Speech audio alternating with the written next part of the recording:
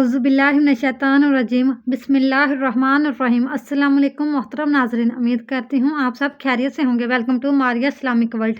دھوپ میں بیٹھنا کیسا ہے؟ حضور نبی کریم صلی اللہ علیہ وآلہ وسلم نے دھوپ اور سائے میں بیٹھنے سے کیوں منع فرمایا ہے اور اس کے نقصانات کیا ہیں؟ آج کی ویڈیو میں ہم حضور پاک صلی اللہ علیہ وآلہ وسلم کی سنتوں اور جدید میڈیکل سائنس کی کیا ریسرچ ہے اس پر بات کریں گے۔ یہ جاننے کے لیے ویڈیو کو مکمل ضرور دیکھیے گا۔ اسلام ایک مکمل ضابطہ حیات ہے۔ زندگی کے ہر شعبے میں اسلام ہماری رہنمائی کرتا ہے۔ یہی وجہ ہے کہ آج 1400 سال گزر جانے کے باوجود پیغمبر اسلام کی تعلیمات نہ صرف مسلمانوں بلکہ ہر انسانی معاشرے کے لیے مشعل راہ ہیں۔ جدید سائنس بھی ان تعلیمات سے متاثر ہے اور یہ کہنے پر مجبور ہو گئی ہے کہ انسانی وجود کی اسلامیت اسلامی تعلیمات پر عمل پیرا ہونے سے ہی ممکن ہے۔ حضور صلی اللہ علیہ وآلہ وسلم دائیں جانب روح قبلہ ہو کر آرام فرماتے تھے۔ آج سائنس کہتی ہے کہ دائیں طرف کہ دل بائیں طرف ہے۔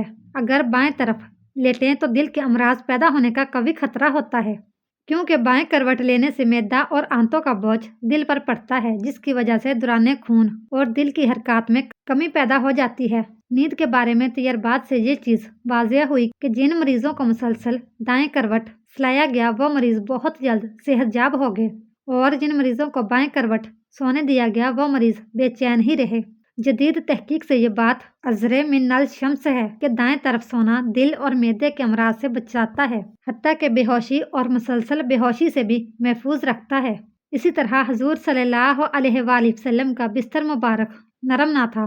آپ صلی اللہ علیہ وآلہ وسلم کا بستر چمڑے کا تھا۔ حضرت عمر رضی اللہ تعالیٰ عنہ سے مروی ہے، انہوں نے کہا، میں رسول اللہ صلی اللہ علیہ وآلہ وسلم کی خدمت میں حاضر ہوا تو آپ ایک بنی ہوئی چٹائی پر لیٹے آرام فرما رہے تھے۔ آپ کی پشت انور اور اس چٹائی کے درمیان کوئی بستر نہ تھا۔ چٹائی کے نشانات آپ کے پہلو پر ظاہر ہو رہے تھے۔ چمڑے کے تکیے پر ٹیک لگائے تھے جس میں کھجور کی چھال بری ہوئی تھی۔ رسول اللہ صلی اللہ علیہ وآلہ وسلم آرام دہ بستر استعمال نہیں فرماتے تھے۔ آج سائنسی تحقیق نے یہ ثابت کر دیا ہے کہ آپ کا یہ معمول طبی اصول کے مطابق اور بے شمار فوائد پر مشتمل تھا۔ سائنسی ماہرین نے اپنی ریسرچ میں آرام دہ بستر کے نقصانات کچھ اس طرح بیان کیے ہیں۔ ایک چست اور چلتا پھرتا انسان جب آرام دہ بستر استعمال کرتا ہے تو اس کے عضلات ڈھیلے پڑ جاتے ہیں، وہ زندگی کے عام معمولات میں سست ہو جاتا ہے۔ بہت زیادہ نرم اور آرام دہ بستر گردے پر برا اثر چھوڑتا ہے، حتیٰ کہ گردے کی نالیوں میں ایک پیچیدہ ورم پیدا ہو جاتا ہے۔ آرام دہ بستر ریڑھ کی ہڈی کو بہت نقصان پہنچاتا ہے۔ بچوں کی ہڈیاں نرم ہوتی ہیں، اگر ان کو آرام دہ بستر استعمال کرایا جائے ان کی ہڈیاں ٹیڑھی ہو جاتی ہیں اور پوری زندگی معذوری ان کا مقدر بن جاتی ہے۔ امریکن کونسل فار ہیلتھ نے اپنی حالیہ رپورٹ میں چمڑے کا ذکر بھی کیا ہے۔ ان کا کہنا ہے کہ چمڑے کا بستر بواسیر، کمر کا درد، اعصابی کمزوری اور عضلاتی کھچاؤ کا واحد علاج ہے۔ اسی طرح نبی کریم صلی اللہ علیہ وآلہ وسلم نے دھوپ اور سائے میں بیٹھنے سے منع فرمایا ہے۔ محترم ناظرین، انسان کو سورج کی اشد ضرورت ہے، اس لیے اللہ تعالیٰ نے کائنات کی ایک مخلوق سورج بنایا۔ انسانی زندگی میں اس کے بہت سارے فوائد ہیں، ان میں سے ایک اہم فائدہ دھوپ حاصل کرنا ہے۔ یہ دھوپ انسان کے ساتھ تقریباً تمام مخلوقات کی ضرورت ہے۔ انسان کے تمام تر اعمال کا در و مدار دھوپ پہ ہے۔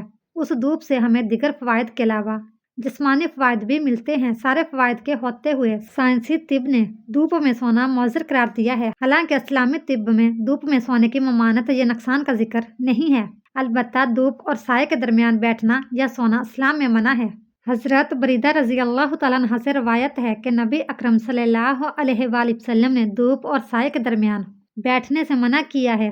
سنن ابن ماجہ، اسی طرح سنن ابو داؤد میں روایت ہے کہ نبی کریم صلی اللہ علیہ وآلہ وسلم نے فرمایا، جب تم میں سے کوئی دھوپ میں ہو اور سمٹ جائے کہ بعض حصہ دھوپ میں اور بعض حصہ سائے میں ہو تو کھڑا ہو جائے، یعنی وہ جگہ چھوڑ دے۔ دھوپ میں نکلنا، اس میں بیٹھنا اور خصوصاً سردی کے موسم میں دھوپ میں لیٹ جانا، یہ امر طبعی ہے، لیکن حدیث کی روشنی میں دھوپ اور سائے کے درمیان بیٹھنا یا لیٹنا منع ہے۔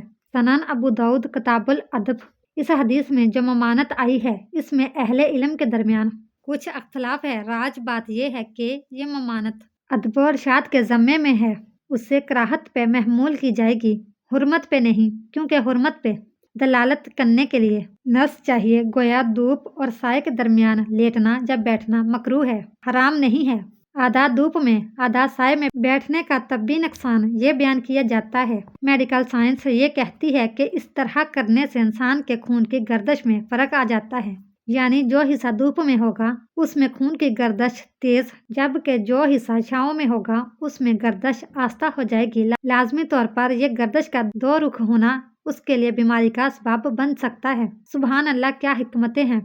फरमाने रसूल में जब साइंस का वजूद नहीं था तब ही सब बता दिया। एक रवायत में है कि नबी अकरम सल्लल्लाहु अलैहि वसल्लम ने धूप और साए वाली जगह पर बैठने से मना फरमाया और फरमाया ये शैतान के बैठने की जगह है।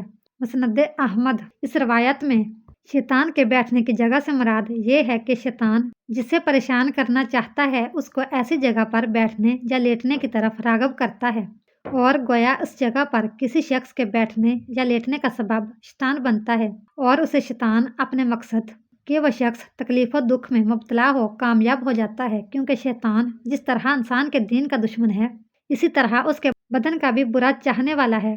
खुलासा ये कि आप सल्लल्लाहु अलैहि वसल्लम का यह हुक्म तभी एतबार से है क्योंकि इसमें नुकसान का अंदेशा है, वरना शरन इस तरह करने में कोई गुनाह नहीं बल्कि इससे बच जाना बेहतर है। यानी ये हुक्म वजूबी और तकीदी नहीं है बल्कि मुशफ़क़ाना और खैर ख्वाही पर मबनी है। इस तरह नबी अकरम सल्लल्लाहु अलैहि वसल्लम ने औंधे मुँह लेटने से मना फरमाया है। औंधे मुँह लेटने से तमाम अज़ाए हज़म और अज़ाए रिसा औंधे और बेतरतीब हो जाते हैं। इसका सबसे पहला नुकसान दिमाग पर पड़ता है। दिमागी लहरें अपनी तरतीब से हटकर दूसरा मनफी रुख अख्तियार कर लेती हैं, हालांकि वो मुसलसल मुस्बत अंदाज से इंसान को फ़ायदा पहुंचाती हैं।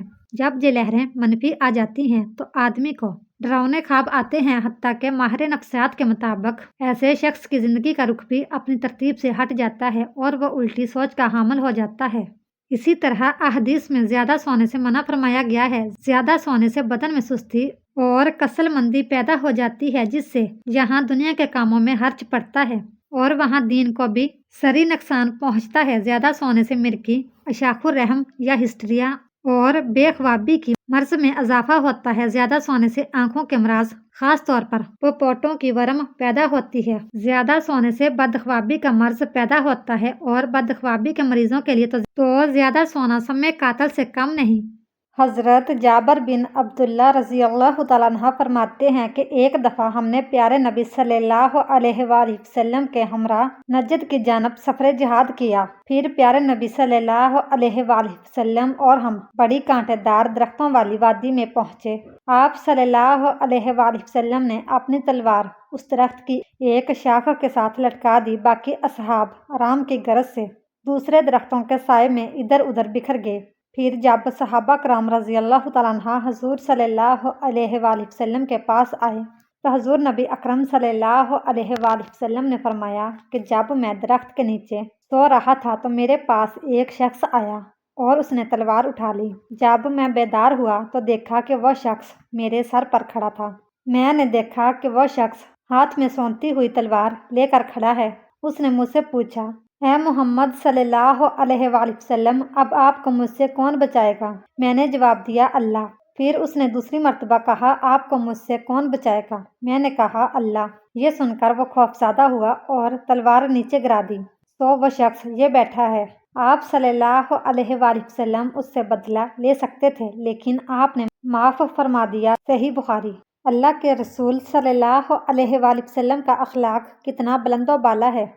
हजूर नबी अकरम सल्लल्लाहु अलैहि वसल्लम का एक इरशाद है, मुझे अपने कमज़ोर लोगों में तलाश किया करो। और फिर मज़ीद इरशाद फरमाया, तुम्हें इन कमज़ोरों और ज़ईफ़ों की बदौलत रिज़्क़ और फतह हासिल होती है।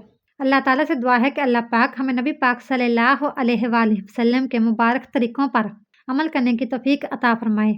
आमीन या रब्बुल आलमीन। इस तरह की मज़ीद इस्लामिक मालूमाती वीडियो देखने के लिए हमारी वीडियो को लाइक, शेयर और चैनल को सब्सक्राइब जरूर कीजिएगा। Thanks for watching.